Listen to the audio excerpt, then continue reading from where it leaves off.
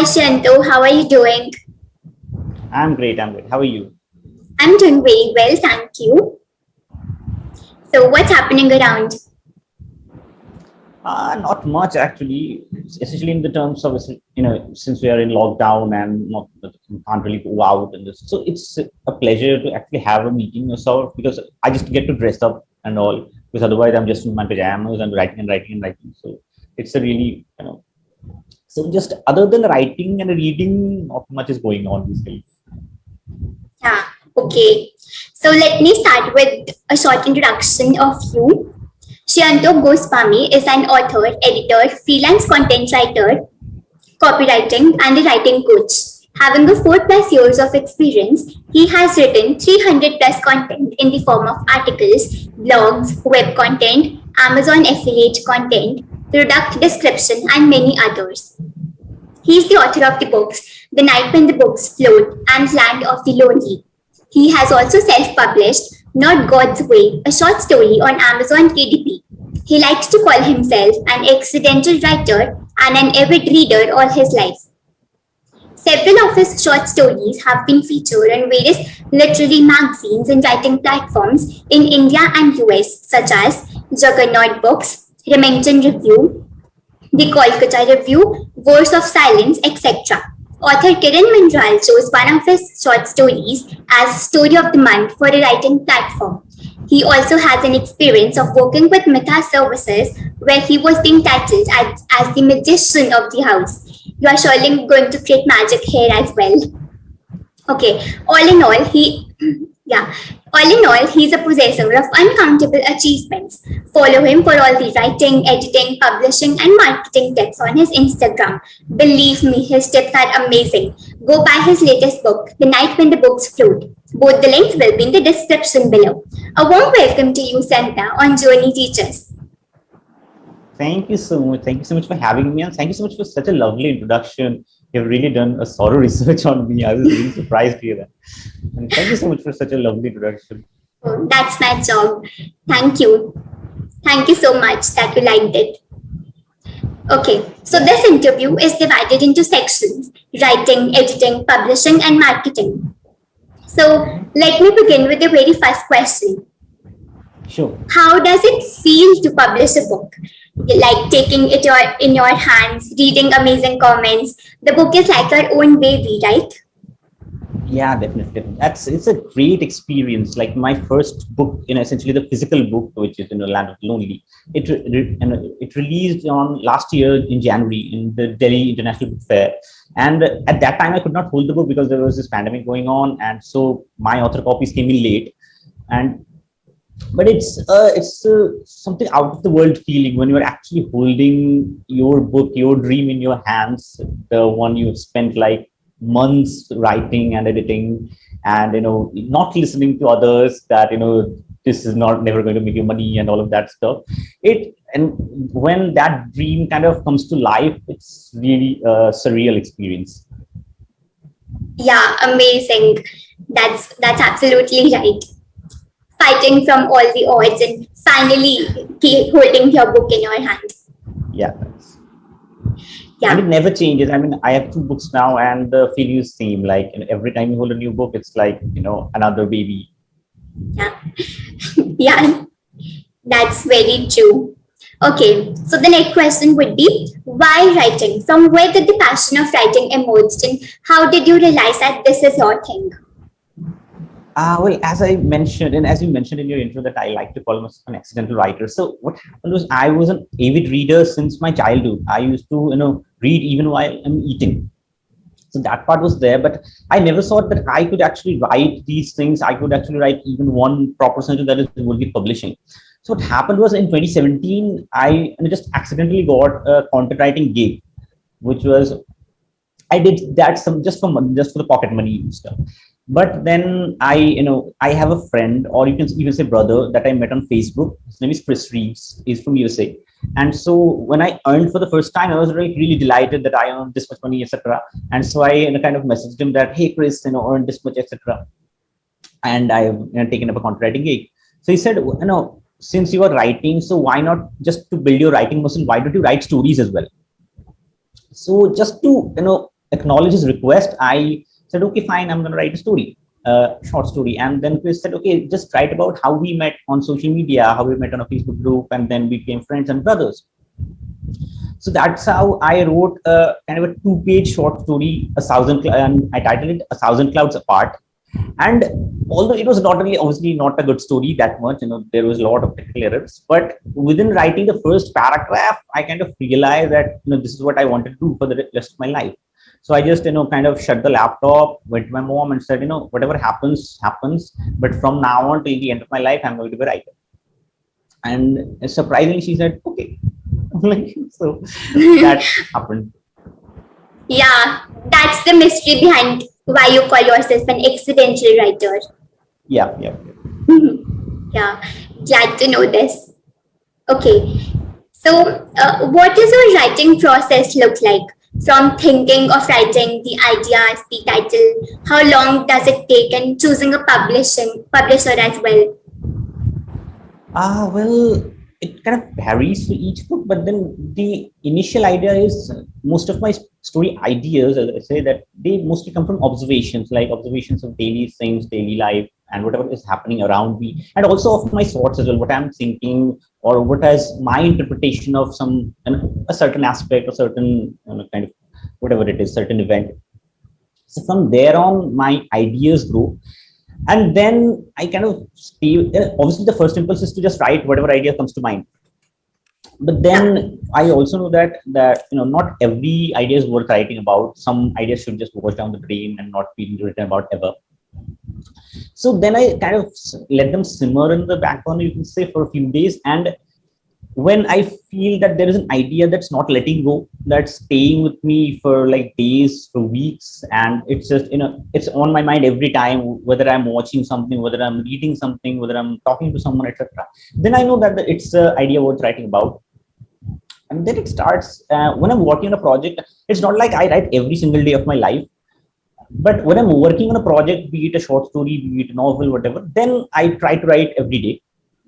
And it's usually I try to give myself either a word count or a time limit that, maybe 500 words a day, or maybe 30 minutes a day, 1 hour a day, etc.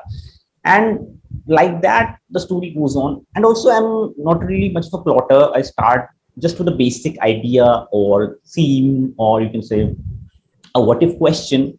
And from then on, I start writing and let my characters guide you as to where the story is progressing. That is kind of the whole writing process. Now, as you also mentioned, the title sometimes comes easily, sometimes it's a real pain. Sometimes I don't even know what to title that. Just I write first draft, maybe lawyer story, first draft, marriage story, etc. So it kind of happens. If it's it comes, and if it doesn't, then I have to like put a real sword and pull my hair and think about why. So it happens. It happens both ways. Sometimes it comes easily. Sometimes it takes a lot of time and thinking that what is actually I tried to tell and what I'm trying to tell through the story. Okay, that's in a nutshell. Yeah. So yeah, as I said, that's in a nutshell the process. Although I've taken humongously long time to that. Okay, so what is the story behind this title, The Night When the Books Float? The Night When the Books Float is a story, and it's a similar name story. There's a similar name story of that in that book. So that's the title. I've made that title. So the story behind it is the setting, actually. So in this story, the protagonist experiences a night where he sees books floating outside at midnight, and there is everywhere books are floating, the paperbacks and hardcovers and etc. It's a magical realism story, and there's a talking tiger in it. There is someone from past, and there is also kind of relation with stories as well, or how they work out in our lives. So just because of the setting, I really fell in love with the setting. Actually, this came upon as an Instagram post. At first, I wrote it as an Instagram post, a short Instagram post, where there was this setting where books are floating all around. And then many of my readers said, you should really turn it into a short story or like something bigger. We want to know what happens next, and like maybe put it in your next book or whatever. So that's when I decided to kind of write a complete book out of it. Yeah. And not really complete book. The book was already in plan by then, but I just decided to Okay. include this story and by expanding it. And later on, it just became the Night When the Books Go, the title. Okay. All right. So as you said that the thoughts and the ideas come randomly. So you continue with only those which stay, right?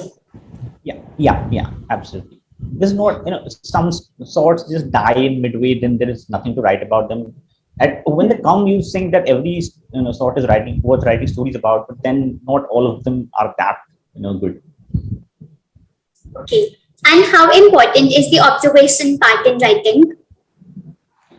I would say it's really important for me. Obviously, it's really important because almost, I would say almost every story of mine, every book of mine has come from observations. And like, I don't feel a writer, no matter how imaginative he or she is, they cannot just pull a novel out of thin air. There's have to be something that goes on. So for me, observations are really, really important. Like in my book, Land of the Lonely came out from observing a window. Okay. And there is another short story that was published in Remington Review. You have been notified.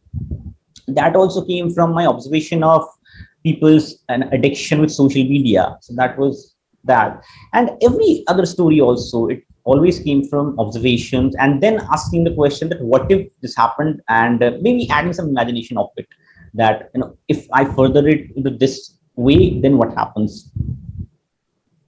Okay. That's really amazing. Okay. So how were you able to crack such big platforms for your work to get featured? uh well, it's now that's I don't really know how to answer that. I guess I did not really, I was not really trying to crack those platforms. I was just writing stories for my sake. And then I was trying to look for areas where I can publish them. Like Juggernaut is a platform where you can, go and upload your stories. Then they feature or not, that's a different, criteria. So I kind of found them all through research. Like there was Juggernaut, I found through research. I was randomly Googling some things and then Juggernaut came up. Similarly, Amazon KDP, I figured out through an a Facebook ad that there is this thing called KDP where you can just go and publish. Because I'm not from a literary background, I'm not from a writing background. No one in my vicinity was a writer. So I had to research all about it, that how do I publish a book. How I did not even know that when I'm writing a story for the first time, it's called the first draft and not a complete story. I was under the impression that once I write the story, it's done. Then I came to know that this is called the first draft, and then I came to know how you can actually approach these places, or how you can upload their stories, upload your stories on their platforms. So that's how Juggernaut came. Juggernaut was not a big and a big feature deal, because they're in their writing platform, anyone can upload the story, and then the popularity of the story differs. Afterwards, when I uploaded like two or three short stories on Juggernaut, I wanted to like go somewhere where actually a real editor will read my story and will actually approve it, because then I know that I'm actually doing something. Because otherwise I'm uploading it, then there's not really quality, guarantee of quality, right? So then on, I started researching about the literary magazines. So I found one in our city, Kolkata, the Kolkata Review. That's where my Yeah. first story, yeah, that's where my first story was selected. It was called Atriya River. Then I again found out through just researching about Remington Review and about First Silence, and also about Tell Me Your Story as well. And kept on sending out my stories. Some would come back rejected, and then one or two of them would get selected as well. Just like that, on Tell Me Your Story, my story got featured as the editor's choice. And then on, it also got the jury's award, where Kiran Manuel chose it for the story of the month on Tell Me Your Story. That was a horror story called Room 286. That's So that's amazing. just by research. Thank you so Yeah. much. Okay, by research. And some of them approached to you as well. No, these platforms don't really approach writers unless you are maybe Chetan Bhagat or Durjadatta or Amitabh Ghosh. Then maybe, because then you have awards and accolades and everything with you. But when you're starting out, nobody like approaches to you that come write for us. That does not happen. What happens is you send out stories, short stories, whatever you write, short stories, poems, anything, and then kind of you hold on to a hope that one of them will kind of reply, one of them will select your stories, and sometimes they do, sometimes they don't. It's just a Yeah. matter of keep on trying, and then eventually someone will, if your story is good, eventually someone is going to publish it, someone is going to read it, and then obviously you get a better platform when you're applying the second time, because now you have a publishing credit with you that someone else also has published your story. Okay, so it's just a game of trial and error whether you get selected or Yeah, not. absolutely. Yeah. Okay, so how difficult was it to start a career as a writer when nobody around you was a writer? Yeah, it was difficult, I would say, but now that I look back in retrospect, I feel it's difficult. But what happened for me was, when I started writing and I immediately fell in love with the process. So for me, it did not really feel like a difficult task. Obviously, there were times that I would really get puzzled and I would just say that, this is not happening. I cannot just do that. I don't know anything about this area, this field. But then again, there was this love for this art form, this craft, that later on I would say, no, let's just try once more and see what happens. So for me, even now people around me, that like friends or others or my readers as well, sometimes say that, this is such a brave decision you took, that you're taking up writing as a career and everything. But for me, it did not really feel like it's for me. It was like just being in, maybe just being in love with someone and being with them. And maybe others might think that it's a brave decision. For you, it's like the most normal thing. If you love somebody, you would want to be with them. You would not want to go someplace else. Because I've tried jobs. I have had 3 jobs. I resigned within 1 month. I could not sustain it. I just can't sustain a 9 to 5 environment. So like that, it was difficult, but it did not really feel difficult because I was so in love with the process, and I still am. Yeah. Yeah, it is, and it was your passion as well. Yeah. Yeah. You got shifted from the science background to writing, right? Yeah. I was studying microbiology, which I completely hated, and then I switched to science. Okay. Okay, so can anybody and everybody can write a book? Should one be an expert to write a book with no mistakes at all and just the perfect grammar? And how much importance does the vocabulary part has? Simple words versus complex one, maybe. Well, I would say anyone can if they have the love for it. Now, you don't have to be perfect. There is no perfect. I don't think that even Salman Rushdie writes a perfect book. Even an author of that stature, I don't think he writes the perfect book in the first go, or that his first book was a real great one, or whatever. Even he says that his first book was not that a good one. So it's not about that. Obviously, I'm not comparing myself to Salman Rushdie. That's also not the case. So what I'm suggesting is that obviously people can write book. Anyone can, but the point is that anyone has to have the love for the art form, because success obviously is there. There is success. There is money. There is fame in this field as well. But it comes after a lot of struggles. It comes after years and years of writing, sending out your stories, and getting rejected. So obviously, if you and anyone, I think for any job or any works, people should only do it when they love it, especially for writing, because there is a lot of rejection rate and you will not sustain if you do not love it. So that is one part, that people can write books, but they have to have love for it.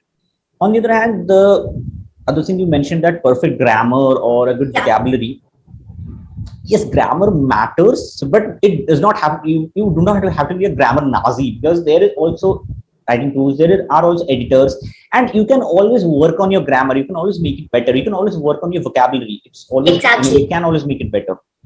So you does not have to be like a Shakespeare to start writing books. There is no such thing as being perfect and then start.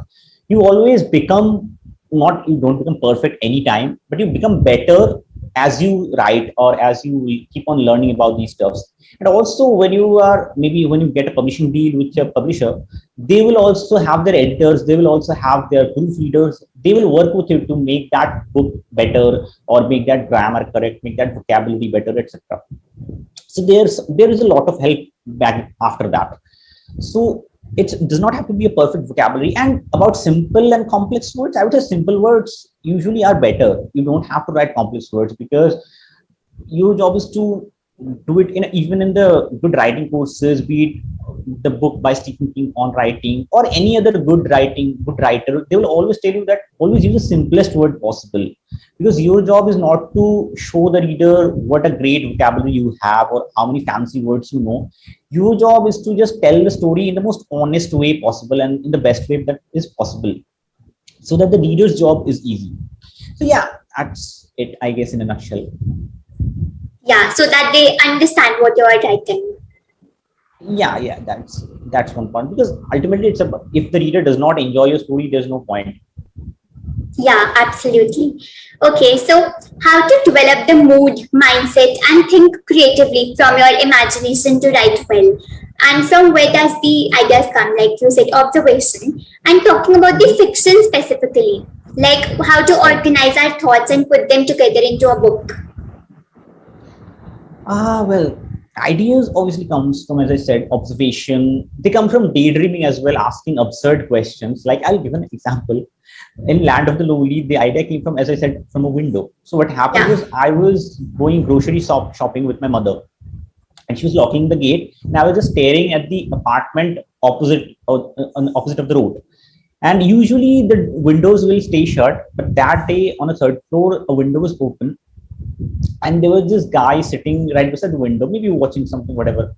So I kept on staring at that guy, and kind of imagined that what happens if another guy from behind comes into the room, and what happens if that guy kills this guy, and what happens if I and the murderer should see each other, that he has committed the crime and I've seen him. Very Very violent absurd thought. thoughts. Yeah, Yeah, and if a normal person would say that, people would suggest go see a psychiatrist.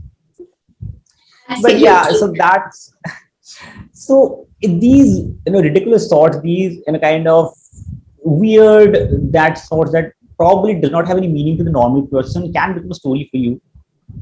I would say just a writer's job is not really to kind of cook up new stories or just actively go search for ideas. Ideas do come in our lives, even in a person's life who's not a writer. But writers, I would say, are better, as William said, that writers are just better at capturing those thoughts or capturing those instances which can become a story. That's one. After that, and after you have the idea set down, as I said, you can give it a few days and maybe weeks to see if that idea sticks. After that, it becomes all about discipline, that you have to sit down every day and you have to write about it. There's no other way. People, even in my Instagram DMs, said there are kind of questions that how do you how do we write stories and how do we kind of go on it and publish a book. And the easiest answer is you have to be disciplined and you have to sit down and actually write that story, because I've seen many people who just talk about the next story they're going to write and just talk about the next book they're going to publish, but they never finish those stories. So if you don't finish a story, there is no point going to a publisher. And what will a publisher do? They can't just encourage you to write that story. You will have to encourage yourself. So there is that discipline part. And other than that, the planning, plotting, whatever, they come in many shapes and forms. Everyone has their own path. Some like to plot the entire book or entire short story before starting out.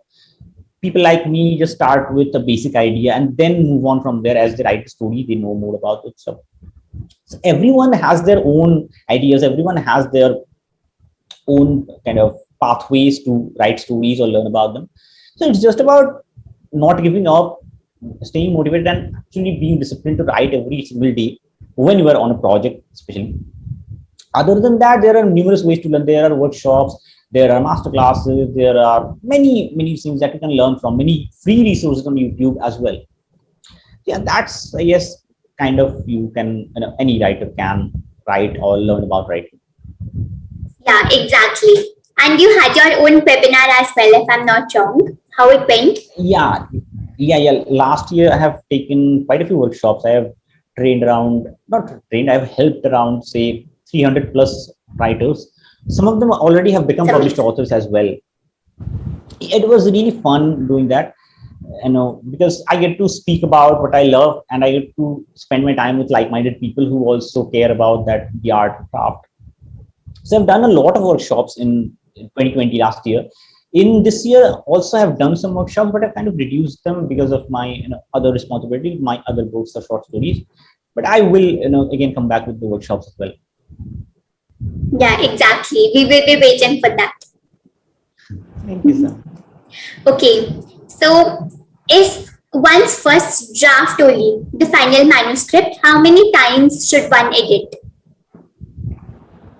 Obviously, first draft is not the final manuscript. It's a terrible idea to send it out.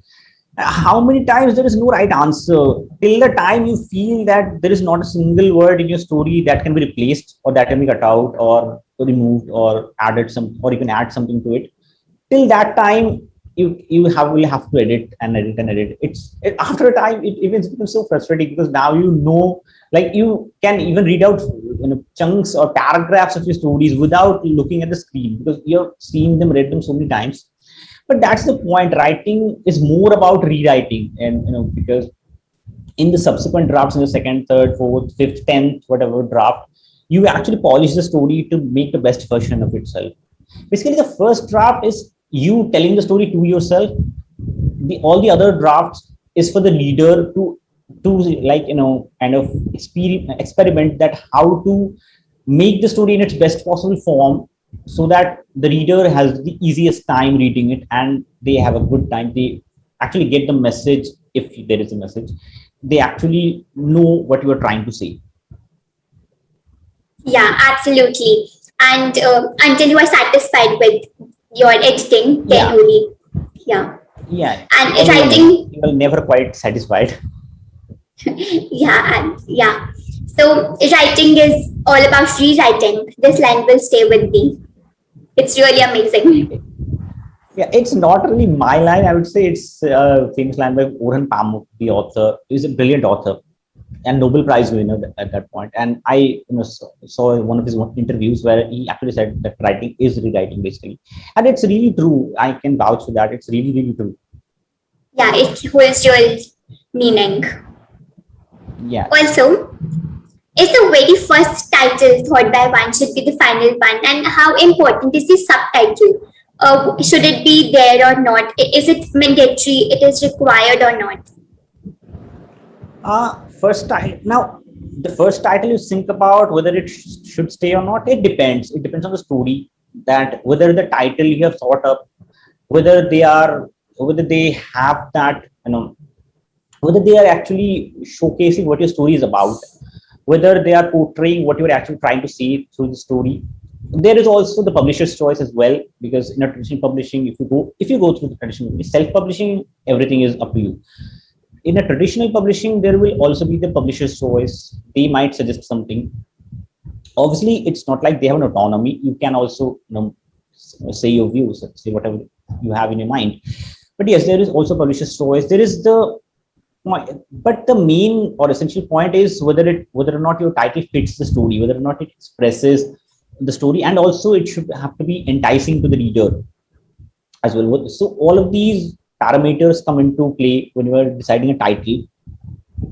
So that was one. And about the subtitle, it's not really necessary to have a subtitle. You can have one because none of my stories or books have subtitles, so it's not really necessary. Many other books don't have subtitles.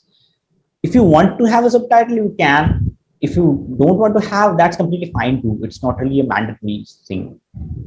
Okay, in that case, in which the title is not enough, then the subtitle is required, right?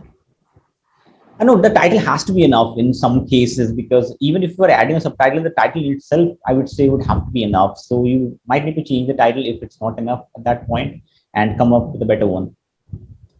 Okay, exactly. Okay, what is the reason for writer's block? Why it happens and how to overcome that? How to be self-motivated enough to not give up? Maybe on your rubbish thoughts as well, and just write them down.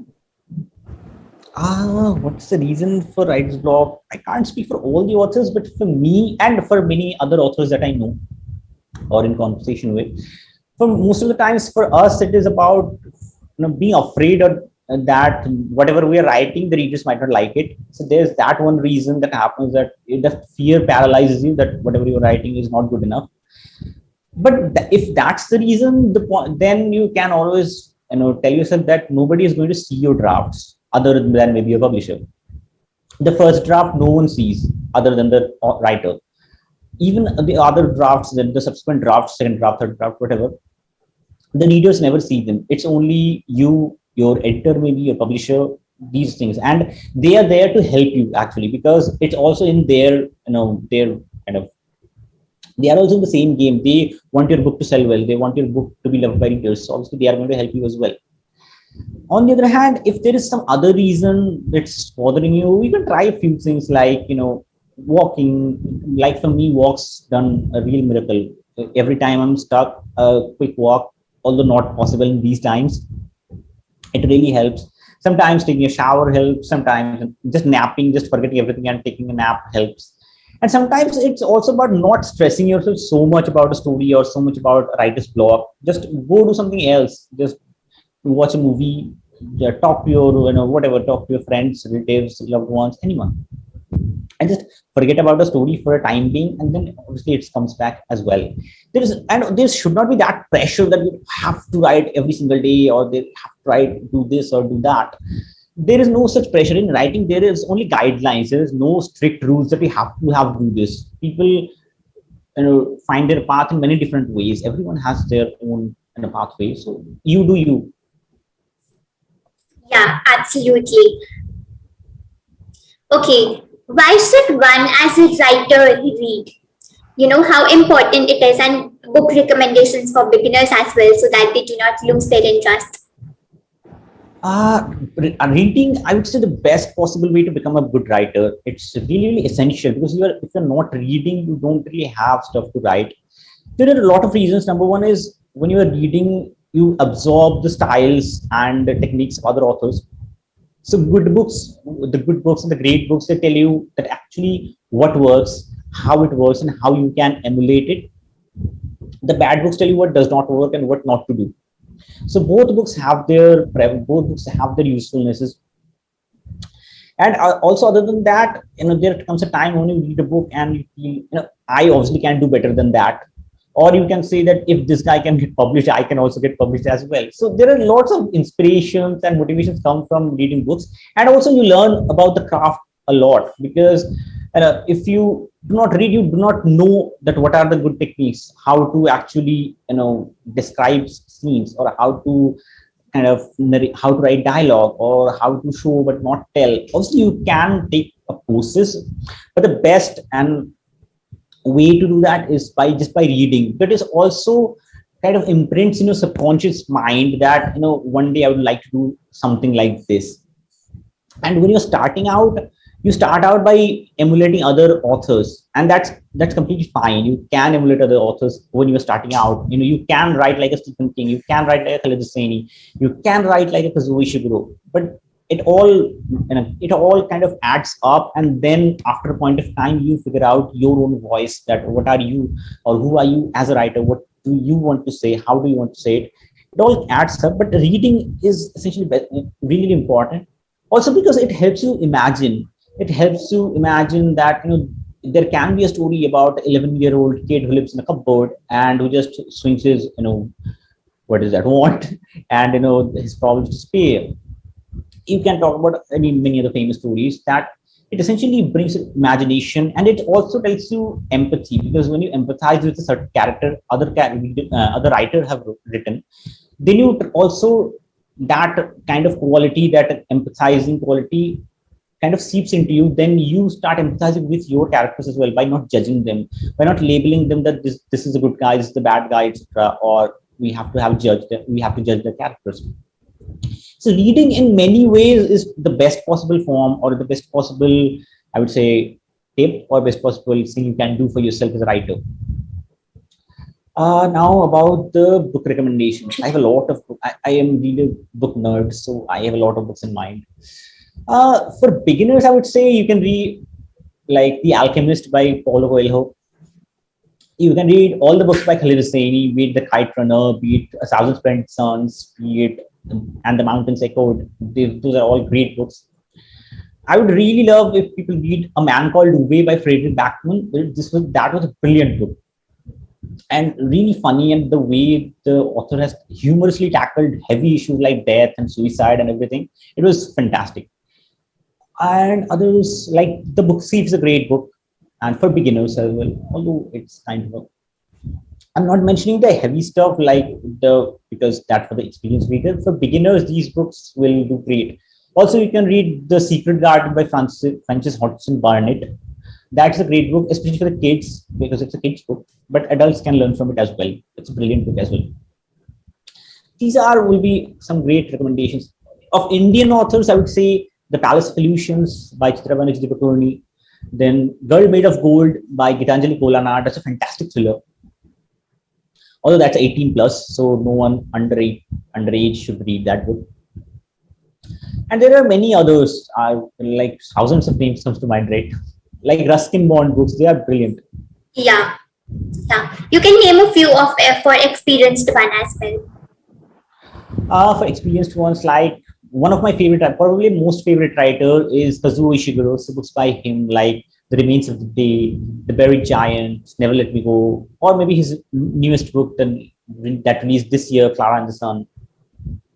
Then there's obviously Salman Rushdie, a brilliant writer. Like Harun and the Sea of Stories is a brilliant book. And I have not read many by Rushdie, but I'm already a fan. And then there is Alice Walker. His The Color Purple is a brilliant literary work. Then there are many other books like I'm forgetting the names right now, like Gabriel Garcia Marquez's books like 100 Years of Solitude or Of Love and Other Demons, Chronicle of a Death Foretold. I can go on and on about this. Yeah, exactly. And about the reading thing you mentioned, so can it not be that our mind just copies the ideas or the ideas overlap as we are writing existently? Yeah. Well, ideas do overlap, but the thing is, there is no unique ideas anymore. People are writing from way long back, like thousands of years, and there is no one original idea. So if you say about like this, from my book Land of the Lonely, it's a story about a contract killer and a girl, has been done thousands of times. Or if you say Harry Potter, a boy who's living in a poor condition and then finds his way out of it, has been done tons of times, maybe in different circumstances, but have been done tons of times. So the idea is not really a big deal. Getting an idea or getting an original idea is not really a big deal. You can get any idea. But the point is how you are expressing that story. How you add your voice, how you write that story, that's what matters, or that's what makes it different. So don't bother about thinking that whether or not you have the original idea or whether someone else has already written the story. They have, but you have not. So your voice is not out there. So that's what matters. That how you write that story. Yeah, your way of writing is different. Absolutely. Okay, so my next question would be, can only being an author sustain you? Can it be the only source of living? And it is a good source of passive income. And what can be other sources as an author? If you are not a huge and on a top level bestseller, maybe like the bigger names, then only being an author won't really sustain you, because there is not that much money when you are not a bestseller. When you are a bestseller, or say if your books are getting adapted for web series or movies, then there's a whole different scenario. Then there is no limit to it, no limit to your money or no limit to your fame. But if you're just starting out, then you need to have other sources. Like for me, I did not want to do a job, so I chose the content writing and copywriting stuff. That you can do. Or there are lots of other sources. You can, if you are a job person, if you like having jobs, you can do jobs. You can take up any other profession as well, till the time maybe you are hitting the goals with your author's career or your books. So when you're starting out, especially being an author won't really sustain you. You need to get to a certain position to do that. So you need to have other sources as well. Exactly. Or maybe if you win a really prestigious award, then it kind of changes the game for you. Like, the Commonwealth Short Story Prize this year, a Sri Lankan woman won it. Last year, it was an Indian girl, Kritika Pandey, won it. And obviously now her life is changed. She now has her dream literary agent. She's now writing her novel, and she's also taking her workshops. And it was a brilliant story, obviously. So if you can get to that level, then it's, the sky, even something beyond the sky is your limit. Other than that, you need to have other sources. Yeah, in this writing domain only, we can have content writing, copywriting, freelancing. Yeah, absolutely. You can stay within writing. Content writing and copywriting are really lucrative sources. They have a lot of money in them. You can go for that. Yeah, exactly. So, what mistakes have you committed in your writing journey, which can be perfect learnings for our viewers? Many for starters is rushing to publish a story, like with no I did with Not God's Way. And when I look back now, I feel I really cringe at my own story that this book should not have seen the light of the day. This book should have remained in my laptop and not on Amazon KDP. Obviously, I have learned a lot from it, how publishing goes or whatever things that you need to do. But I would just suggest, because nowadays with self-publishing and with Amazon KDP, there's the way to publish is really smoother. You can just write anything and get published because there is self-publishing. You can just hit a button and just click the publish button and it's live. But the point is, it does not go anywhere. It won't really enrich you as a writer. It won't really make the readers happy about you. It won't. It's completely, I would say, completely lost, because there is one book out there with your name and it's a bad book. So that's not really a point. I would say focus on learning the craft first, read a lot, write a lot, and actually grow as a writer, and then worry about publishing and go with a proper publisher, and then you can have all the, and even if you self-publish, then it can be a great story. So that's one, I would say that's the major mistake that I've made, that sometimes rushing through a few stories and just getting them to publish, just because I back then I was younger, and I just had to have that a one review that said your story is great, or that one message that came, hey, I read your story and I really liked it. So that craving was there back then. But I would say anyone would do well to actually resist that feeling and take time to learn the craft, take time to know all the ins and outs, that how to publish a book, how to market a book, because marketing is also a huge aspect or huge area of publishing our books. And after that only go with writing. After that only go with writing your own books and publishing your own books. Also, another thing, again, we already talked about this, is that reading is really important. Nowadays, I see so many writers that who are really proud that they do not read, which is not really something to be proud of, because if you are not reading, there is not much you can write about. You have to read if you want to become a good writer. So these two will probably be a good lesson for any writer. Yeah, they are. Absolutely. Okay. So, what are some common myths faced by people for writers? Like they have to write what they are thinking comfortably sitting at one place, and their lives are much more easier. Common myths. Some of it I have faced, that writers are writers hate people, and they are just cooped up in a crampy room, just typing on their laptops or typewriters or whatever. It's really not the case. I'm a writer. I love people. I have fellow other writers. Some of them are bestsellers, even best-selling authors. They love people. Then there's this kind of sort that you have to have a broken heart. That every writer or every poet is there. They have come because they had a breakup and they wanted to write stories about their lovers. It's not the case. Not every writer. In fact, if a breakup made you a writer, then everyone would be a writer. Everyone had breakups. That's not the case. And also, writers are not really there to do your English assignments.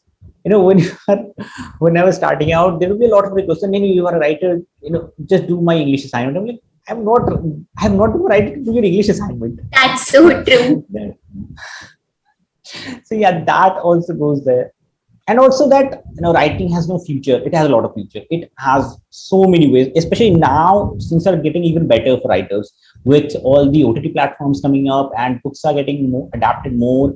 People are actually willing to watch stories, read stories that are experimental, that have that story factor in them, not the star factor. So nowadays, a writer, if they have that caliber, if they have that perseverance, passion, they can actually hit the sky. So there is a lot of future. And also there is also the freelancing part as well, contracting, copywriting. These are really big. So it's not like you have to be a starving artist. Yeah, exactly. I'm loving what you're saying. Thank you so much.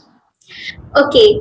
So what is important, writing for yourself or considering your audience and the marketing strategies at the time of writing?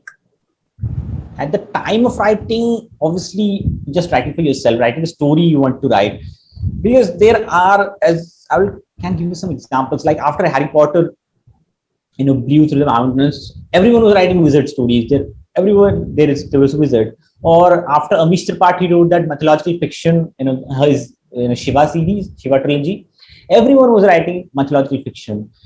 And then after Twilight, although I have not read Twilight, but after that, I have heard or seen that there are many vampire stories out there. There's stories about vampire love and people falling in love with vampires, but we don't remember a single one of them. We only remember Harry Potter, we only remember Twilight, we only remember Shiva trilogy, because those authors wrote them from your heart, from their hearts. Those ideas were original to them. They wanted to write those stories. That's why they wrote it. They did not write it because someone else already had written Harry Potter and it's become a success. What happens is, obviously you can copy that writer's style, you can copy that writer's ideas, you can copy the setting, whatever, but you cannot copy the heart. You can never copy the heart and the soul of that writing. So there's no point in thinking about what the marketing strategy, that whether thriller sells or whether a mythological fiction sells or whether a literary fiction will never sell. So that's really not the point, because if you, and say if you do a market survey right now, no one would tell you that we want to read a story, before Harry Potter. If you did a market survey, would any reader tell you that, I want to read about an 11-year-old kid who lives in a cupboard and who swings his wand and everything just magically happens? No one would say that, because they obviously not have that kind of, as writers, you need to show the world that this also can happen. Or maybe Neil Gaiman's Graveyard Book. No one would say that just take up jungle. No one would have told Neil Gaiman that just take up the Jungle Book and put it in a graveyard, and then you have a great story. No one obviously will tell that. They will always say that Jungle Book is done. Do something else. So it should have to have come from you. It have to come from you, and you do you when you are writing. Do not care about what sells. Do not care about what the marketing survey says or what an online blogger says that this one particular genre is selling or this type of writing is selling. It does not matter. If you are writing from your heart and if your story is good, there will be an audience for it.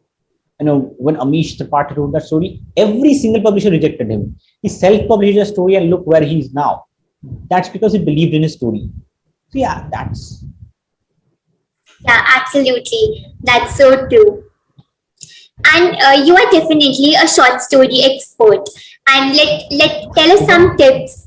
Tell us some tips on that. And is writing a short story more difficult because we have to complete the story with all the emotions following in a certain word limit only?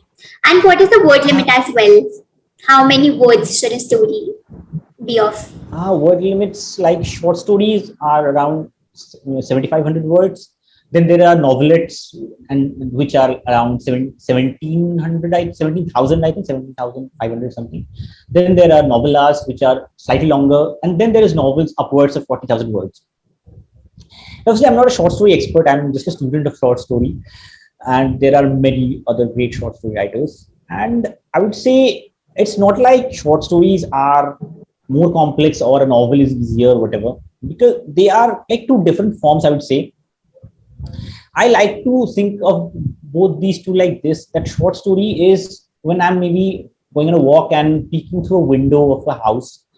I can see a couple watching TV. I can see a old man lying on bed. I can see someone cutting vegetables. But what I cannot do is I cannot stay there and look like stay up long, because that would be indecent, and I would have to walk to other houses as well. So that would be a representation of a short story. On the other hand, a novel is like moving to a new house. Maybe you stayed in a rented house for so long and now you have your own house and you moved into it. And then you slowly, over time, you get to know that house, like which wall has a chip paint, the turmeric, kind of the turmeric container on the upper shelf cabinet of your kitchen, or how neatly folded clothes are placed on the wood, on your wardrobe. That's how a novel is. It's a long-term affair. You have to stay with that. It's like a marriage, and the short story is like having a crush on a dream. So there are two different forms. Loving the examples which you're giving. Thank you so much. So obviously they too come with different ideas. In a short story, there is less space for you because in every word has to have some meaning or has to kind of advance the story because you don't have much limit into it. But on the other hand, I love short stories because you can experiment a lot with them. I can have a setting and sustain it with a setting that where books are floating in the air. If it's a novel, I cannot sustain that setting for 200 pages. If I write 200 pages of books fluttering in the air, it will be pretty boring for the reader. But in a short story, because it's 10 pages, I can do it. And obviously you can do other experimentations as well. You can have a talking tiger, you can have everything you want in a short story. Obviously you can do things as in novels as well, but in novel, what I cannot do in short story is that I cannot kind of juggle between multiple themes. In a novel like say Land of the Lonely, it's a thriller, but it also talks about loneliness, it also talks about guilt, it also talks about our helplessness, our anger. So those are sub themes that I can talk about in a novel, but in a short story I do not have that space. If I'm talking about a murder, I only have to talk about the murder. So these are some differences between like short stories and novels. Now if I have to give some short story specific tips, then number one would be that every word needs to tell a story, every word needs to advance the story. And probably a good way would be to keep the character numbers to a minimum, like not having like 10 characters or 20 characters in a short story. 2-3 would suffice, and just look at them. It's more like that you take what do I say? You take a grain of sand, you just put it under the microscope, and you just focus on that particular grain of sand. In a novel, you can just take a handful of sands and explore each one of them. Yeah, you cannot deviate from the topic. Yeah, in a short story, you never can divert from the topic. And is there anything that one sells more than the other? Our selling, well, usually novels sell more than short story collections, but that's not really a rule written in stone. If your short story is good, it will sell, it will win awards, it will do everything.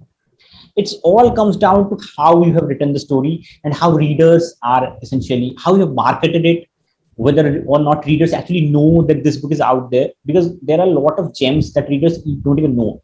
Like for Girl Made of Coat, I did not even know that book existed until a friend of mine told me that this book is great. So that marketing part comes in as well. After that, it's all about some part is luck, that whether or not your readers are liking it. So usually, if I have to go by statistics, novels sell better, but it does not mean that short stories don't sell or will not sell better than a novel. It's all comes down to that specific story or that story collection. Yes, exactly. Okay, so you are an editor as well. What are the things you are looking while you edit? What is the appropriate method for a writer to self-edit? And what are some common mistakes observed by you while you edit, which you would like to tell the viewers?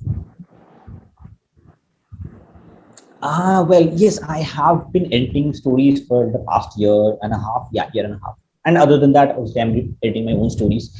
So self-editing, I would say number one thing is after you have written the story, we have an urge to just go back to that story and correct every single mistake, or just hit that publish button and send it out to maybe written magazines, publishers, whatever.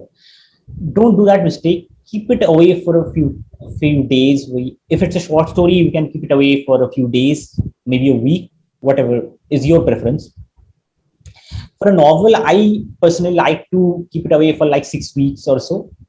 Then only I can come back to it and see when you are then give it a quick read and figure out that what are the mistakes in there, what are the mistakes you have committed, and look at it in three ways. Number one is the story wise way, that if the story is proper, if the whatever you're trying to convey is there, or whatever you have conveyed in a particular way. Then obviously there's the logical flow as well, that say for example, if you've written 3 sentences, are they 3 interlinked sentences? Because sentences need to be interlinked with one another. You can't just jump from on one sentence, you cannot say that Anna is a nice girl, then on this next sentence we're talking about something else, and then the next sentence we're talking about something else. So that cannot happen. That will be really haphazard journey for the reader. So the 3 sentences would need to be interlinked. I'm just giving the 3 as a random number. So see if your sentences are interlinked, whether or not your thought process or the way you are expressing your thoughts are clear, that your reader actually will get a proper picture. Also look at the grammar and vocabulary and punctuation part as well, whether you made a typo, whether or not you have made a faulty punctuation, whether or not there is a missing line or missing word there, whether there is a mistake with a sentence and a verb, noun verb agreement. Look at all these three things and keep on editing for as long as you can until you are satisfied, although you will not be 100% satisfied ever. And then there comes a time when you have to forgive yourself and say that this is the best I can do with the story, and now I would have to let it go to publisher, to magazines, to whatever, and I will see what happens with the story, whether it comes back or not or whatever. Although also do these three parts of it. This one is a story edit, and one is the logical error or logical flow edit, and the other is the proofreading or the copy editing, where you are just pointing out grammars and stuff. Do three of them separately. Don't story edit and copy edit at the same time. Keep them for separate occasions. Because if you're changing, say in a story edit, if you're changing chunks of your story and you have perfected it through copy editing, there would be no point, because that part will not go into your story. And also there's a famous saying going on that kill your darlings. In your stories you have to kill your darlings. And especially if you are really fond of a line or a paragraph, look harder whether or not that fits into your story. Most of the times it does not, because we love that particular line or that particular paragraph so much, we want that to fit, but most of the times it does not happen. So yeah, that would be the self-editing part. And now the mistakes that I've seen in editing manuscripts. I would like to say some of them. Number one is there is a lot of telling. Like as a writer, you have to show. It's kind of difficult because you are essentially telling a story, but then you have to show there. So, but it's really essential, because say if I tell you that like he was angry, now you are just stuck with that information. As a reader, you don't have any, say, creative freedom or imaginative freedom to actually paint how he was angry or what actually made him angry, etc. You're just stuck with that and just a science information. It's like a science project that you have known that this happens or this happened.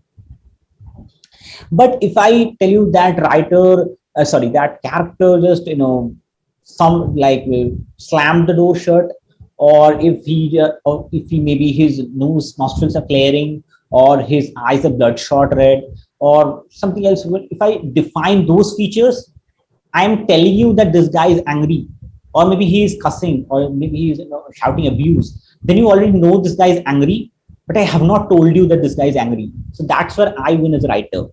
That's where you see the character and not me. So you have to, and that is something that lacks in so many manuscripts. Like that's probably the number one reason manuscripts are getting rejected. I have solely rejected from when I was working for Mitas. I have solely rejected like hundreds of manuscripts on that basis. That this is really all telling and telling and telling. And some other things. Exact number one is dialogue. So in many manuscripts, seen the dialogues are like, "Hello, good morning, what are you doing," etc. In real life, obviously we speak that way, but in a story, your readers do not need to know if your characters have manners, or if they need to know, then show it in some other way. Like no one wants to know that hi, hello, or whatever going on. I would like to give an example here that what happens with the dialogue. Although it's a scene example. Have you heard of Margaret Atwood, the author of *Handmaid's Tale*?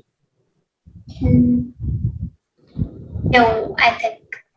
Okay, no problem. So she is a famous author, famous Canadian author, and in one of her interviews, she said that her kids one day, just said that we have done a play and we would like you and father to see it. So they went and they actually had to buy tickets for some 25 cents or something. So anyway, they went and they said, and their kids started performing. So they just said, it was a breakfast scene. And so one of the kids said, what are we having for breakfast? And then the other said, cereals. And then he said, can you pass the milk? And they said, yes, here's the milk. And can you pass the spoon? And yes, here's the spoon, etc. And this kept on going back and forth for a while. And then Margaret stopped them and said, is anything else going to happen in the story? And they said, no, it's a breakfast scene. So Margaret said, then we are walking away, come back when something actually happens, and then we will see it. So that's about the story. Something needs to happen other than the mundane. The mundane does not attract anyone. So in your dialogues as well, talk about something that reveals something about the character, or that advances the plot, or tells us something important other than the fact that that this is a good morning and someone is saying hello. And also another thing I've seen in many manuscripts or many aspiring writers' manuscripts is that they are essentially Bollywood scripts. You can just take a Humpty Sharma ki Dulhania and place it in a Word doc, and that's the manuscript. So that is not really the best way to go. Write stories. Obviously, you can write a romance. Obviously, you can write romance stories, but they have to have something different, something unique. Because if I have to read Humpty Sharma Ki Dulhania, I would rather watch Humpty Sharma Ki Dulhania. Why would I read you the manuscript? So these are probably the three top mistakes I see in manuscript, or I have seen in manuscripts, that it goes really cliched. As I said, the Humpty Sharma Ki Dulhania example, it goes really cliched. Or yeah, one other thing I would like to mention, that even if it's a romance story, people do other stuff than having romance. They don't think about their girlfriends and boyfriends all the time or talk to them all the time. They have other things to do. They have their class assignments. They have their work stresses. They have to complete a project. They have to take their parents to doctors. Everything else happens. But whatever happens, when there's a romance story or a thriller story, many writers get congested into that one space, that since it's romance, there always have to be romance. It does not have to be that. You have to show other dimensions of that character, so that we know that this is a real person. This can be a real person and not just a caricature someone made up. So yeah, these are the four, kind of mistakes I would say I've seen in manuscripts. Yeah, these tips are incredible. We are really going to take so much from them. Yes, I might get angry as well. No. Okay. So the next question comes, self-publishing versus traditional publishing. How should one decide between the both? And why are established authors still going with traditional publishers only?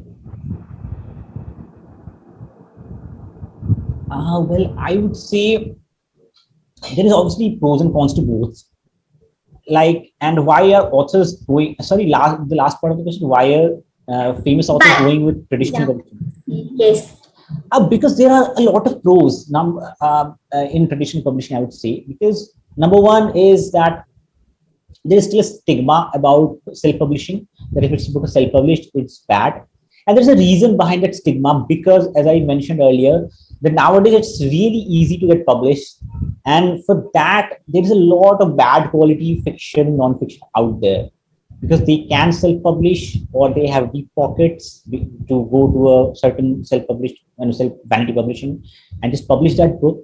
That's why there's a lot of bad fiction out there, and that's essentially is harming the self-publishing industry a lot. And other than that, when you are traditionally published, your chances of getting, your chances of getting recognized are more, because even say, for example, you are trying for awards, those awards are essentially values the traditional publishing is more. Also, even but more than that, when you're traditionally publishing, you have an entire publishing house working for that book. So you get that marketing help, you get that editing help, you get that cover design help, you get a lot of helps that you as a writer can sit back a lot, and relax a lot. Obviously, you have to have participate in marketing, but all the other stuff, you get a lot of help from the publisher. And even when you are marketing your book yourself, even then the publisher, or if you have an agent, or if you're an editor, they help a lot.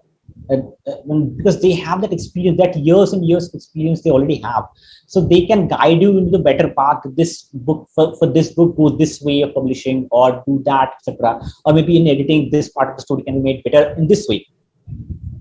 Those are all the pros, I would say, of traditional publishing. On the other hand, the cons, one of the cons I would say the biggest is that the rejection rate is really high. 95% of manuscripts get rejected.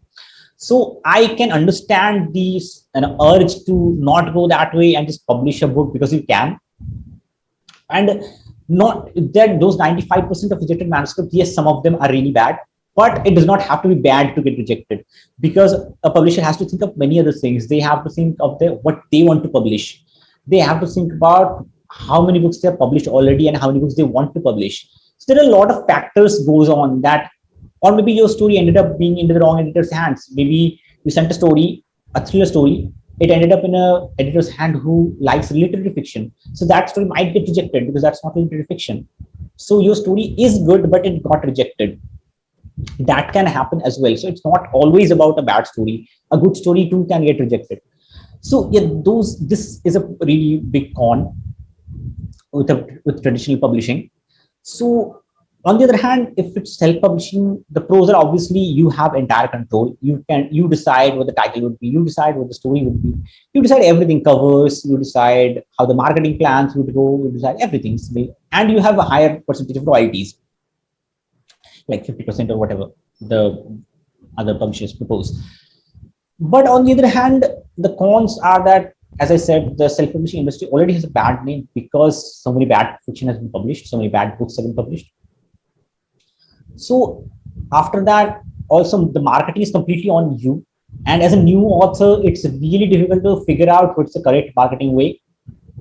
Obviously, there is a Mr. Party or there is a Ashwin Sani who has figured it out. So obviously, people can. It's not like a rocket science, but it's harder when you are doing all on your own. But like you were the marketer, you were the promoter, you were the distributor, you were everything. And for the higher royalties, to actually get those higher royalties, you have to sell those books first. So if your book does not sell, there is no point having 100% royalty because it's not selling. So I would say it depends which one you would like to choose. If you would like to have your book early, like you have to have 100% control. And if you have a deep pocket, other than Amazon KDP, because KDP does not charge anything. If you have a deep pocket and you want your book to be published as soon as possible, you want that tag of author beside your name, you can go through it. Or if you think that you already have a great marketing plan and you can actually go, and sustain that plan, do go through, self-publishing. On the other hand, if you want, say, that reputed publishing stamp on your, because for some it's a I would say for some, it's a dream to publish with Penguin or to publish with Bloomsbury or to publish with other publishers, be it HarperCollins, Hachette, whatever. If that's your dream, or say if you want helps with editing, book designing, marketing, etc., or if you want to have a better shot at awards, etc., then go with the traditional publisher, because then you can just focus on the writing and leave the other part to the experts. Yeah, both have their ways and have their places. It's just up to you then what to decide. Yeah, and it's not very easy for debut authors to crack such, like Penguin, HarperCollins. Yeah, obviously, like HarperCollins and Hachette, they don't even respond to. I think, if I'm not mistaken, then they don't even respond to unsolicited manuscript. They have to go through an agent. Penguin does. Penguin does work with unsolicited manuscripts, and many other reputed publishers do. If you have a literary agent, that's even better. You have one more person on your side. But yeah, it's difficult as a debut author. It's really difficult to get through to Penguin or other big publishers. Yeah, exactly. Okay, so in this corona specifically, self-publishing on Amazon has gained more importance. And Yeah. don't you think that being a national bestseller is much more than being just an Amazon bestseller? Well, that kind of depends. There are many books that are really not that good, and yet they are bestsellers. So I'm obviously not being those books that I don't like. But again, it's a subjective choice, because if you're happy with Amazon bestseller, that's great. It's ultimately your life. If you decide that you are happy with Amazon bestseller, that's great. If you want to go for a national bestseller, that's great too. But then again, there is no guarantee in any ways. If you self-publish, there is no guarantee that you will become an Amazon bestseller. If you traditionally publish, there is no guarantee that you will become a national bestseller. So whatever you do, whatever path you choose, do it for the love, do it for the story that you are writing. Afterwards, there are hundreds and millions of ways to go by it. You can go traditional, you can go self, whatever you choose. But first of all, focus on the story and kind of try to ensure that whatever you are putting out into the world, that's the best possible version of it. Yeah, absolutely. Okay, so how do common people actually publish a book? They need to seek help from an expert, as you said, the literary agent as well, and how to pitch to publishers and they then wait for the reply for 6 months and beyond. Pitching to publishers, some suggestions on how to send the first 3 chapters. Yeah, well, you can go through a literary agent. You can choose not to go through a literary agent, because right now I don't have a literary agent, although I might go for one later on. So it depends. Literary agents you can have, like in USA, UK, literary agent is a must. In India, still not so. You can go without literary agent. Many reputed publishers work without literary agents, directly with authors. So you can go both ways. Obviously, if there is a literary agent, there is one more person on your side, because they help you negotiate contracts, they help you getting better deals, etc. So you can go through that path through an agent. You can pitch to publishers directly as well. Now, when you are pitching, no matter to an agent or to a publisher, number one thing to realize is follow their submission guidelines. Like when I was working with a publishing in a publishing house, and they had those guidelines that send this, like send 3 sample chapters and the synopsis, send whatever author bio, etc., and maintain these things, that maybe this font, this size, etc. 95% of the manuscripts, or maybe 99% of the manuscripts, do not adhere to those guidelines. So that's a big reason. That's a big reason that publishers will reject your manuscript, because see, a big publisher gets like 500 manuscripts a day.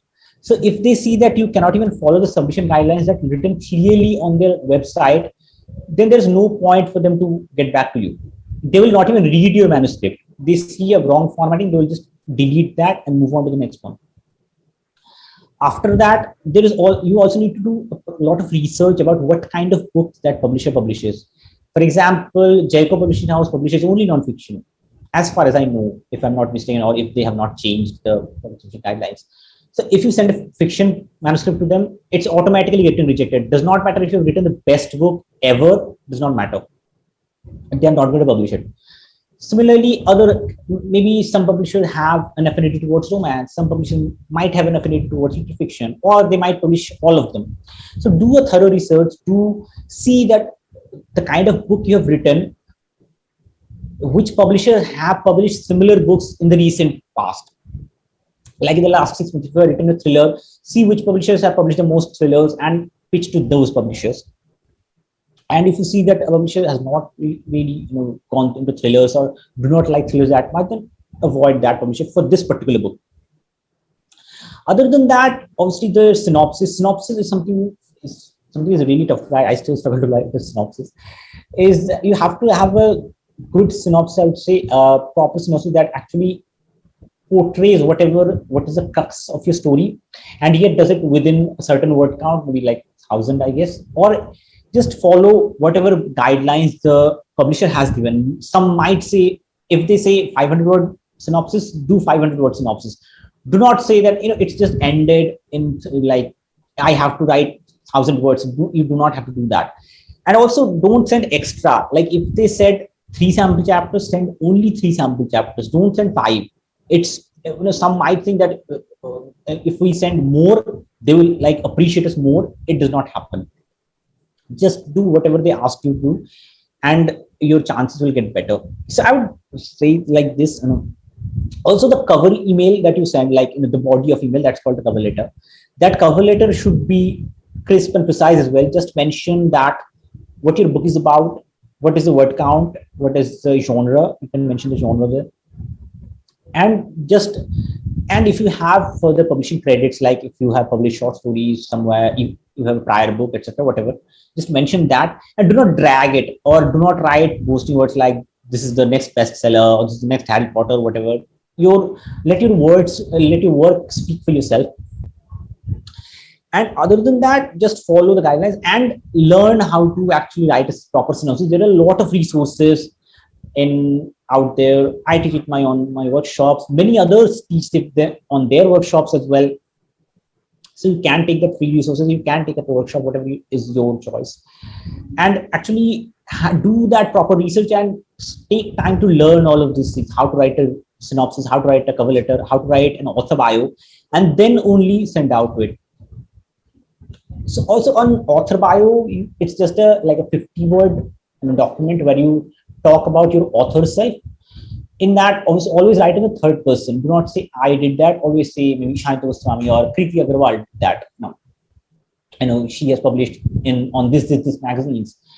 And or again, do not say something that is completely irrelevant. Like if you have written, say if you work in NASA and you have written a thriller that's set in NASA, you can mention that I work in NASA. But if you say, if you are a school teacher and you have written a thriller that has no point with schools, no resemblance with schools, you do not have to mention that you're a school teacher. Just mention that the stuff that is relevant and any publishing credits that you have, or if you have done, say, a prestigious workshop, maybe you did a Salman Rushdie workshop, whatever, or if you have won any awards or stuff for writing, for things that are relevant. If you won a debate in your school, does not matter. So mention only that's specific to your writing and to that particular book, and be as crisp as possible. Do not waste words. Do not write long paragraphs. Just write short, crisp sentences and keep it short and simple. Yeah, every aspect covered so brilliantly. Thank you so much. These are some great tips to be remembered. Yeah. So, what should be the marketing strategies which one should consider while writing his or her book, like in the pre-launch time, in the process of writing? Marketing strategies differ for each book and each author. Sorry, but it helps if even before you have finished your book. It helps if you have already a strong reader base. Like if you have a page with good number of followers, like X number of followers, like 10,000, 50,000, whatever.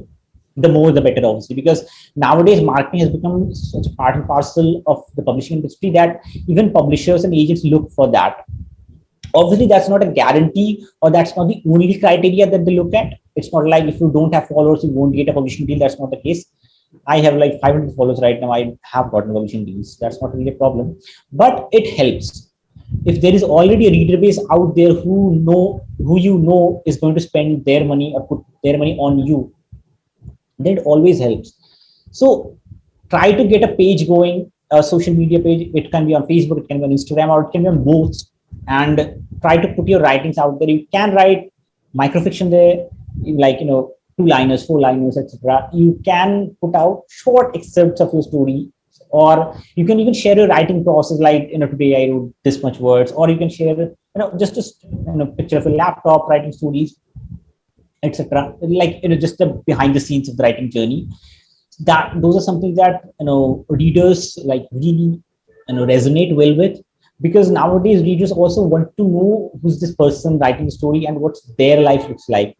When they say that you too have a cat like them, you too go through the same struggles like them, you too struggle to find the right filter on Instagram like them, then they want to read your stories more, because they now relate to you as a person. So they want to know what you have written out there.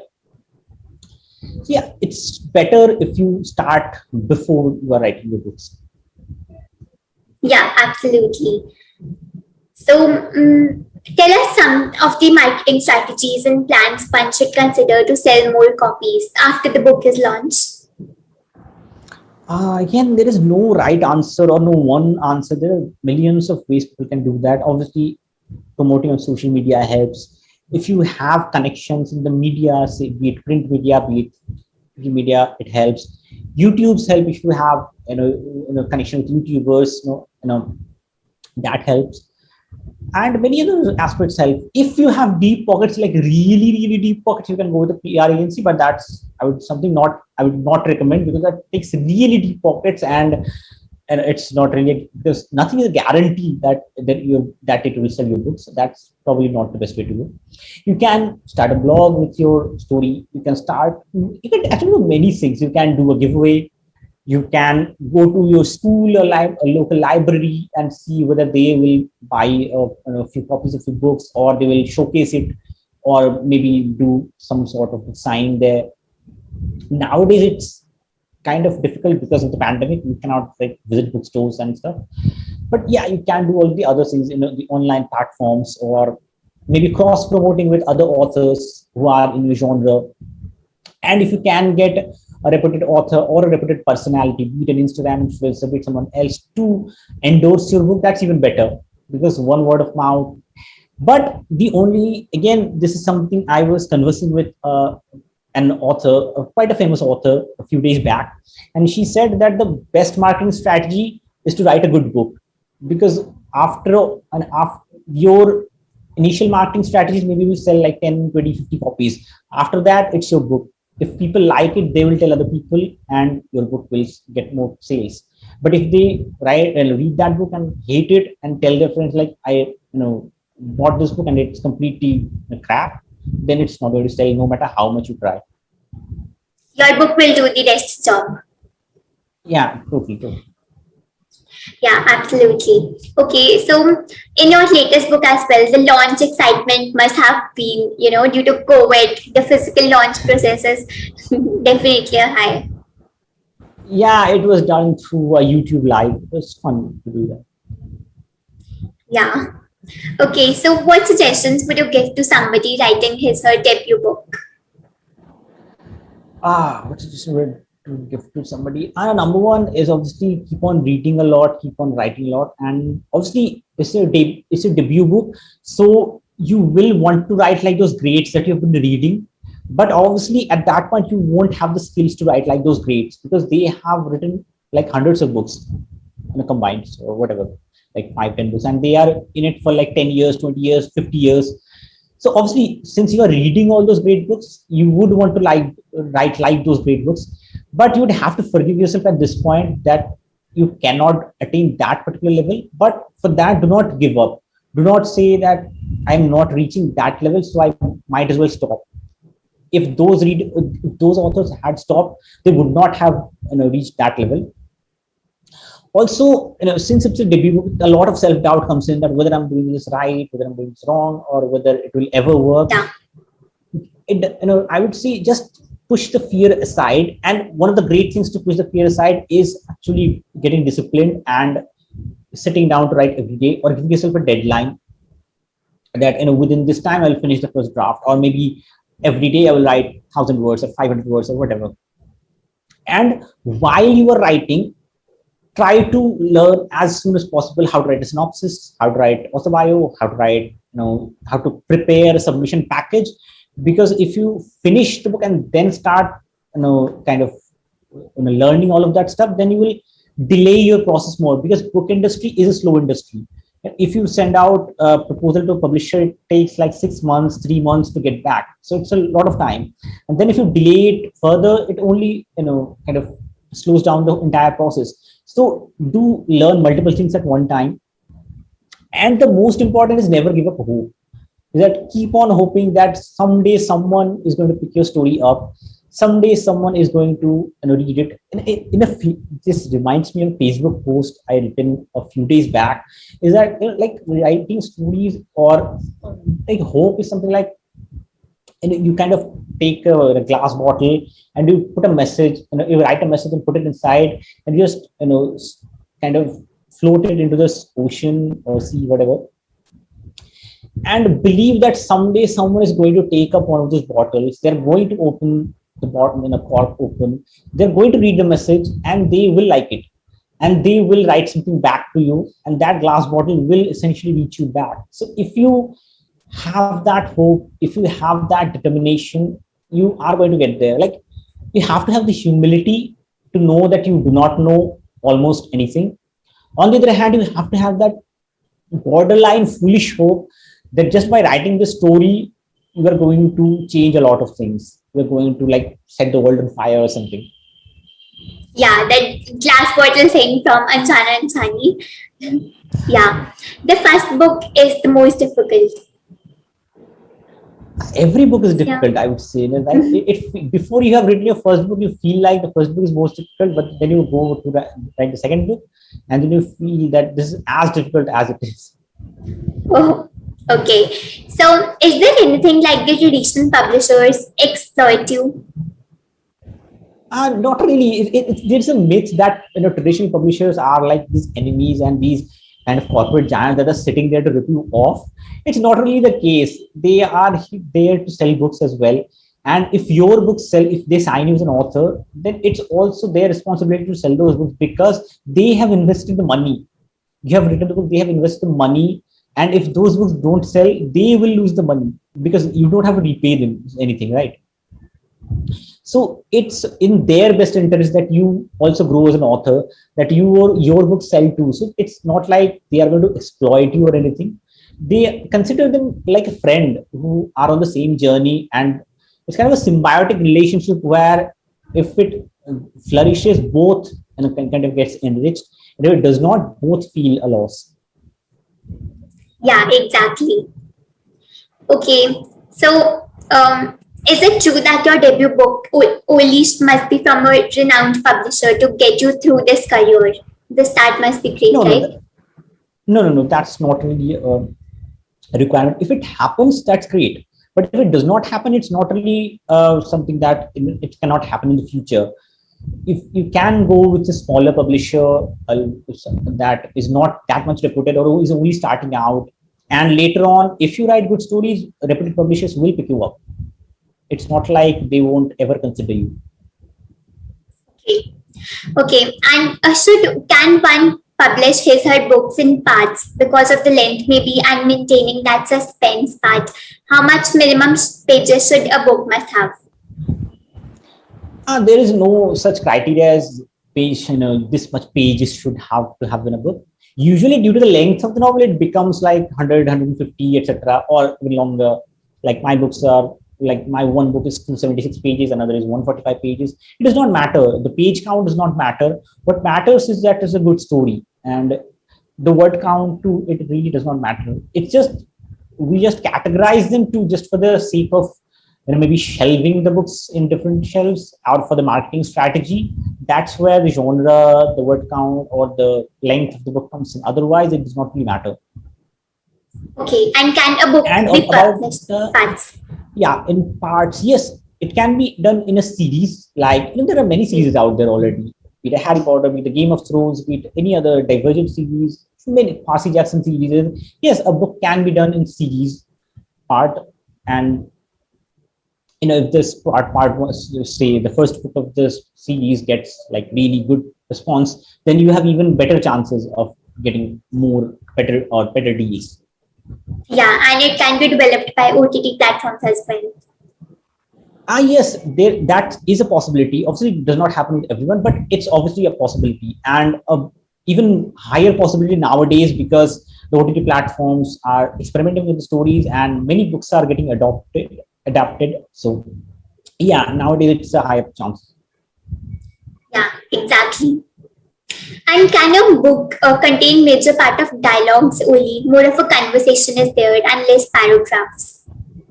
Oh, you can do anything, and this story. It does not have to be anything. Like I have written books like The Color Purple. It's the entire book is written as a series of letters. So it does not Yeah. matter if it's a book is dialogue heavy or a book is description heavy or narration heavy, whatever. It does not matter. What matters is the publisher liked your book and then the readers liked your book. That's the only thing that matters. Yeah, absolutely. And tell us something about your latest book. The latest book is The Night When the Books Float, which is this one. This is a short story collection. It's a collection of 17 short stories. And there is a similar one titled The Night When the Books Float, which is again the title of the book. So the short stories are of different themes. Some has social issues, some are romances, some has magical realism, some talks about some other aspects of social or emotional aspect as well. And it's obviously available on Amazon. So I would love for readers to read it and give their feedback. So, yeah, absolutely. You can find the link in the description below. And also about the services which you offer. What exactly are they? Amazon affiliate content, product description. In the content writing part, I have written almost everything. Like I have written travel content, I have written Amazon affiliate reviews, I've written product reviews, product description. I have written about insurance, I've written about finance, I've written about tech. essentially, other than maybe cryptocurrency, blockchain, etc. Those are something I do not do.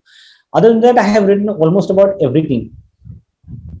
And obviously, so content writing parts, obviously, I write web content, I write blogs, I write articles, I write, as I said, buyer's guide, product description, everything. Other than that, obviously, editing, I also do freelance editing as well, of manuscripts. That is strictly fiction basis, not non-fiction. I do not do non-fiction because I choose not to do it. And so I provide freelance editing services as well for fiction manuscripts. And as I said, I also do conduct workshops and masterclasses on different aspects of writing. Right now I'm preparing some new content for those workshops and masterclasses that go deeper into the craft. That is why I've taken a little break from them, but I will soon return. Although the one-on-one workshops I'm still up for, the group ones will come a little bit later. So yeah, that people can reach out to me on my Instagram or on my email ID. That's also there on Instagram, and they can get the details there. Yeah, I'll put the link in the description below. And the next book is coming to you. That is mine, okay, for editing, fiction editing. Yeah, sure. I'd love to have that. I'd love to have. Okay, so here comes the last part of the interview. So there are one-liners. Yeah, there are one-liners questions, and you have got 10 seconds to answer. Okay. Okay, that's tough. Okay, so the first question is, are you ready? Yeah. Yeah, okay. So the first question is, at what point do you think someone should call themselves as a writer? Sorry, at what? At what point do you think someone should call themselves as a writer? As soon as they start writing like story, and starting something of significance like stories or something. As soon as you have kind of upgraded from the grocery list, you are a writer. Okay, so the second question is, what is the difference between an author and a writer? A writer is someone who writes. An author who has something published out there, a published work of writing out there. Yeah, and how should one deal with negative book reviews?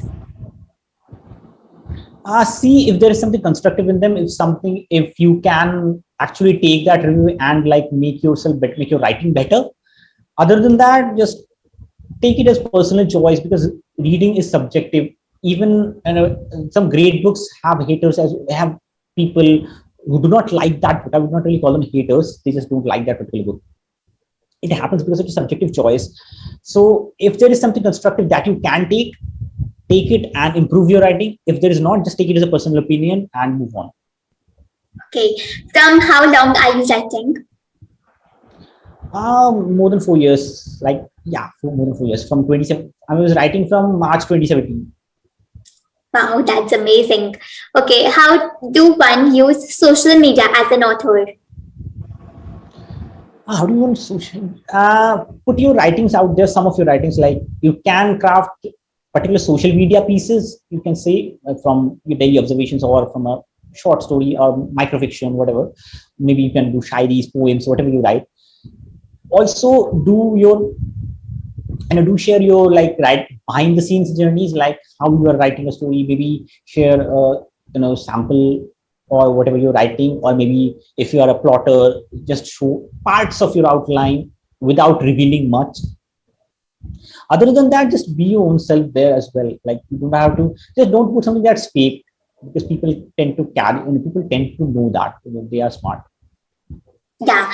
What is your favorite part about writing? Favorite parts about writing? Everything, literally everything. I love every part of it. And there must be no favorite then. Least favorite one. Least favorite one. Least favorite one. What is the least favorite one? Oh, I don't know. I really enjoy the entire process of everything, from ideation to writing to even waiting for that response to come back from publishers and magazines. I enjoy them all. And about marketing? Sorry, I lost you. Okay, about marketing, the favorite and least favorite.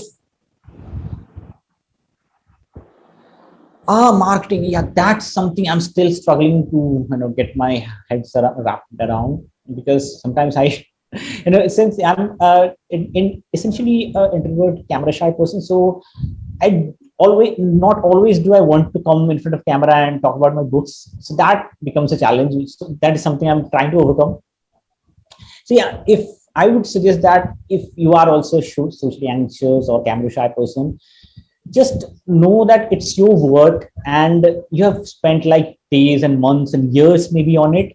And so it's not like you are promoting yourself, you're just promoting your work. Like you don't have to, blow your own trumpet that you're not, essentially, what do I say? Um, you're not necessarily attracting attention to your personal self. You are doing it for your work, right? So if you won't stand by your work, then why would someone else? So at first you would have to stand by your work. So do whatever is necessary. If it's an Instagram reel that's necessary, do it. If it's an Instagram live that's necessary, do it. If there's a post will do it. And try, if you like, try to practice being on camera. You don't have to be on camera like with a live audience or something. Try practicing on your own, like maybe 5 minutes of camera, practicing, trying to speak whatever you want to speak. And do not think you are perfect. Like right now, I have 4 years of experience in writing. Right now, I'm fumbling and I'm stammering, all of that. It happens. It's just human. Just go with the flow and do whatever is best for yourself, your writing persona, and your book. I think there was a network issue. Yeah, yeah, it keeps on happening. Yeah. So I was saying that how do you handle the writing monotony sometimes? Writing monotony. It does not become that much monotonous because, as I said, that essentially when you're writing different stories, obviously the nature of the story is different. Also, since I do not know what happens in the next step of the story, as I do not plot, so that is something that helps get rid of the monotony, because it's like I'm also a reader there, because I do not know what happens next. So that kind of tension or that kind of suspense keeps me going.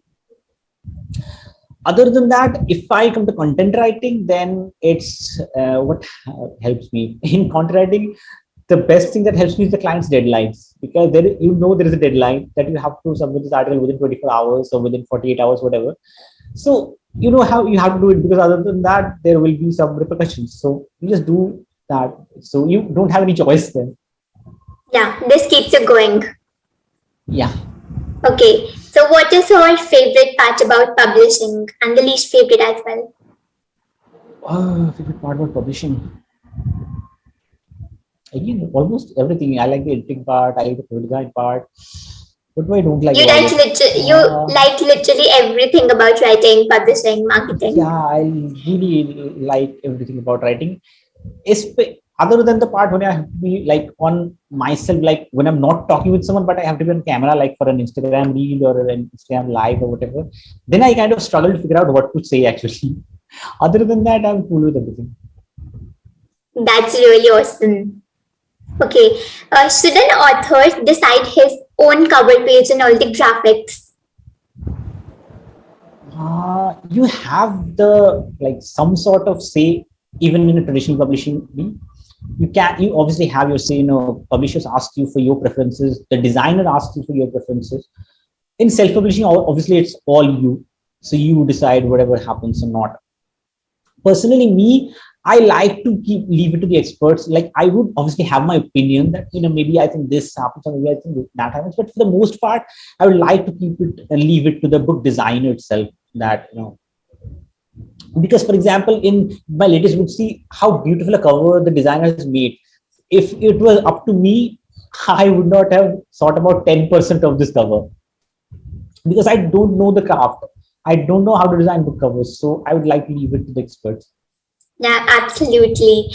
Okay, so what comes first, the plot or the characters? Again, it differs from writer to writer. For me, the characters comes first, because I start with the characters or the what if questions, and then it's more about there is this particular situation, and then what the characters are doing to trying to go through it. So for me, it's characters first. Okay, And how to decide the names of the characters? Should they be unique and complex or simple ones will go? Again, it depends, and sometimes the names are also a pain because you have to. There have many things you need to keep in mind. Number one is whether or not you want your name to signify something. So there are again two opinions on these. Some authors want some names to signify some aspect of the story, or maybe signify how the character is. For example, the book I'm writing now, like the third book that I'm working upon, I have names that signify something. All the names signify some aspects of their characters. For others, sometimes I choose names that does not really signify anything. That's just a name. So you can go both ways. Whatever is, again, it depends upon the particular story, that whatever you're trying to convey through that story. Also, some things you need to keep in mind is that the time period as well, because if it's a 2020 story, you would not name a girl Padmavati. That does not happen. So you have to choose a particular name like that. You have to know the ethnicity. You would not name, say, a UK girl Kamala. Like, they don't have that name. Or maybe Kamala Harris. Yeah, you have to be Yeah, sensible enough. Yeah, you have to know those stuffs, that what is the ethnicity, what is the class, also what is the socio-economic background as well, because sometimes name change with that as well, with straight out belonging, and what is the time period. And as I said, that if you want to signify something, you can. If you don't want to, that's fine as well. Yeah, absolutely. How many increased copies sold out for your latest book as compared to the previous one? What's I the don't really progress? have I don't have the exact numbers because I have not received the royalty report yet. And since the lockdown happened, so for a few weeks we have to stall the paperback deliveries. So I don't have the exact number, but yes, it has increased because now I have more of a reader base, because now more people know that I write, and more people know that there are my books out there. So yeah, the number has increased, but I don't have the exact numbers yet because, as I said, I don't have the report right now. Yeah, exactly. And what is one book which ever made you cry? Sorry, what is one book? What is one book which ever made you cry? I have tried reading a lot of books. Like, I have tried reading A Strangeness in My Mind by Orhan Pamuk. I have tried reading The Remains of the Day by Kazuo Ishiguro. I have tried reading The Book Thief. I have cried buckets reading The Kite Runner and The Thousand Planet That's Song. really interesting. The Color Purple. I have tried reading a lot of books, and I've tried reading movies as well, and I can cry in many places. Okay, so that was all from my side. These I'm done with the questions, and this was really Thank you. a bulk of information in a single session. And I really like how you answered each and every question with specific pointers and examples. Thank you so much for coming. Thank you so much for having me, and thank you so much for such great questions. I loved the questions, and it was really a pleasure talking to you. Thank you so Yeah, much for same that. here. Same here. Take care. Bye. You too. You too. Thank you so much. Bye.